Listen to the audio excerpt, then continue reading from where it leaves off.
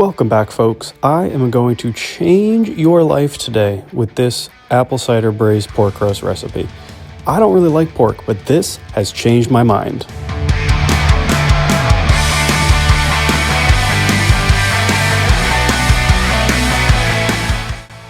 Alright folks, before we do anything, let's get our oven preheated so we are ready to go. We are going to do 325 Fahrenheit. Now, we need to prep our pork. So technically, you should have a 5-pound pork shoulder roast or Boston butt roast. I could only find a 3-pound roast today, so I actually ended up getting 2 pounds of pork chops, which I was a little hesitant about, but you'll see in a little while, they came out just fine. What we're gonna do is just kind of pat your meat dry, no pun intended.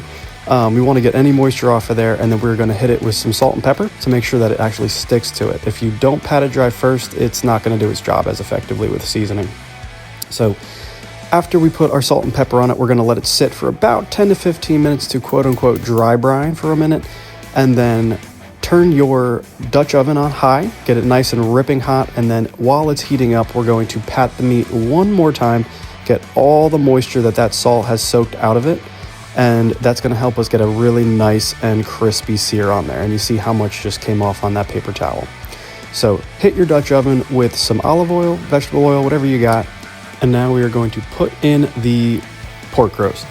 My Dutch oven is not huge, so I went with just the roast. I'm going to have to do the pork chops afterwards, but you want to press it down really well. Honestly, this sear on this first side is not as good as it should have been. As you can see when we flip it over, that is what we're looking for, a really nice, dark, crispy sear. And honestly, it could have even gone further than this. I just got impatient a little bit.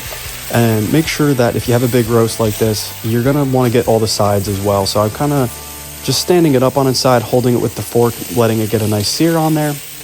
And this side, right, where is it? Right here. That color is what we're looking for, really, in every aspect of the roast. And then I'm going to do the same thing with the pork chops.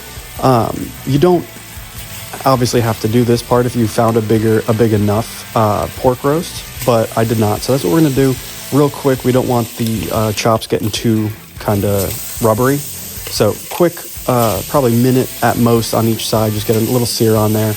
And then we will take all of that off the heat and just let it rest for a little bit. Now we're going to measure out 2 cups of chicken stock. This is just boring store-bought chicken stock, nothing fancy. If you have homemade, even better, it'll be way more flavorful than this.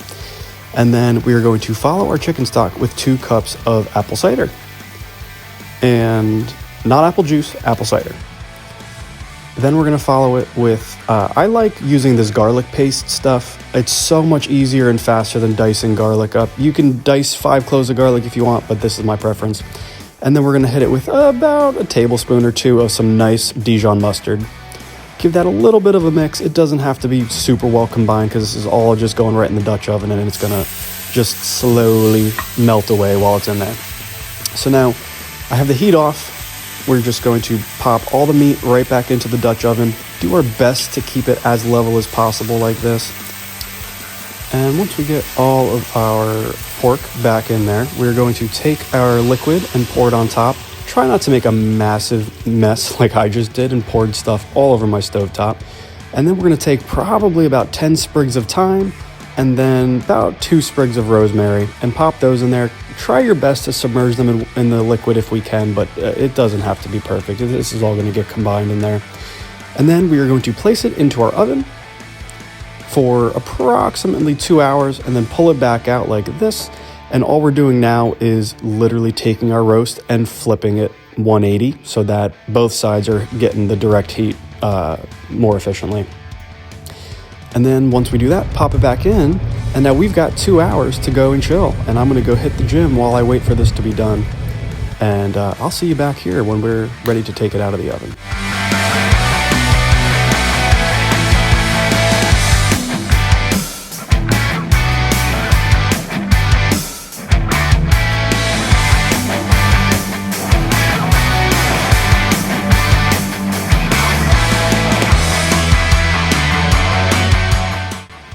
All right, folks, we are back. It has been nearly 4 hours of cooking in the oven, And we are now going to take our apples and our red onion, and we're going to get them ready to kind of join our pork on in the Dutch oven for a little while. I chose 2 Honeycrisp apples. You want something a little on the sweet side, a little bit of tartness, but you also want it to have kind of a firm texture. Something like a Red Delicious is not going to be what you're looking for here, because it's just going to kind of melt in the Dutch oven at that high heat. It's not going to hold its shape, and I really do want the apples and the onions to kind of have a presence in the final dish, and you want to be able to kind of make it out. So I'm going to cut these into 1-inch pieces like this, and then we're going to take our red onion, pretty much do the exact same thing, and try to keep our sizes relatively consistent. I'm looking for about the same size, 1 inch or so.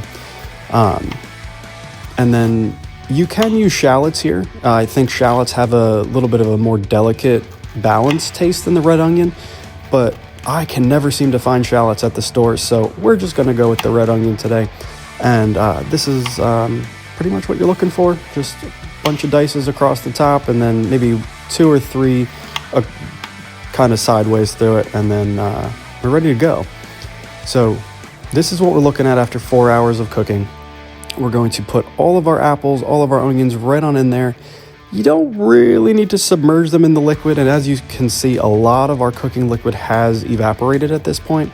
The apples will lend a little bit of fluid as they kind of break down in there, but not a lot. So this is kind of what it looks like right before we're putting it back in, and then we're going to pop the top back on, stick it in the oven for probably 30 more minutes at the same 325 Fahrenheit, and just let it finish up. And then once we pull it out, let it rest for at least 30 minutes, and now we are ready to serve.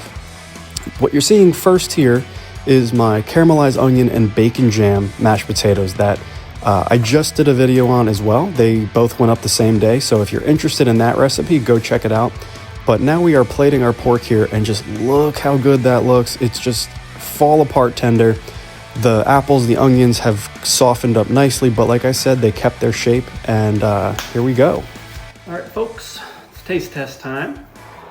Number one thing I was most worried about was, were the pork chops going to get tender and fall apart the same way that the shoulder would? And I can confirm, perfectly fine. It's like, can't even take it out of the pot with it staying in one piece. It looks unbelievable.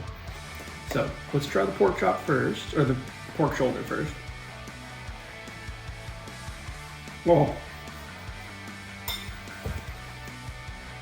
Oh, it just falls apart. Oh, I'm speechless, truly. That's one of the best things I think I've cooked in a few years. Oh. It is the perfect balance between salty and sweet. That apple cider, the apples in there, the onion, the rosemary, the thyme. I have no notes. I would not change a thing. This is perfect the way it is. I haven't tried the potatoes yet though. Let's try the potatoes.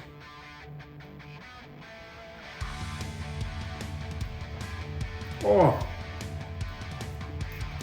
Oh.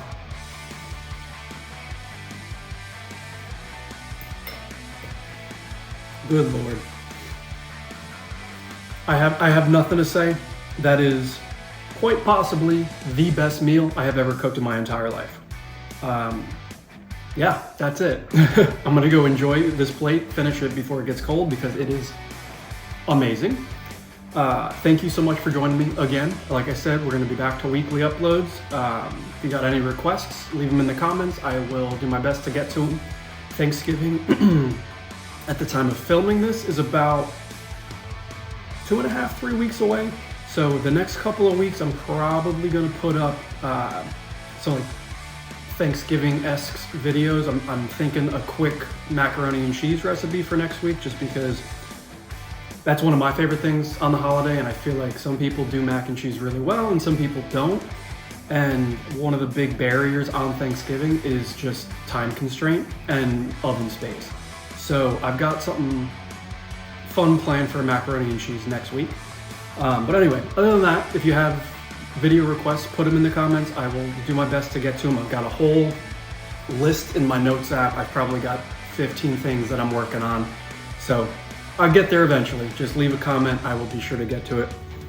And that's all I got for today, folks. Thank you so much for joining me. If you can hit that like and subscribe, it does the channel so many favors and helps the channel grow. We've grown immensely the end of the year out of nowhere. So thank you for those who have just joined the family. And yeah, on that note, I'll see you next time. Peace.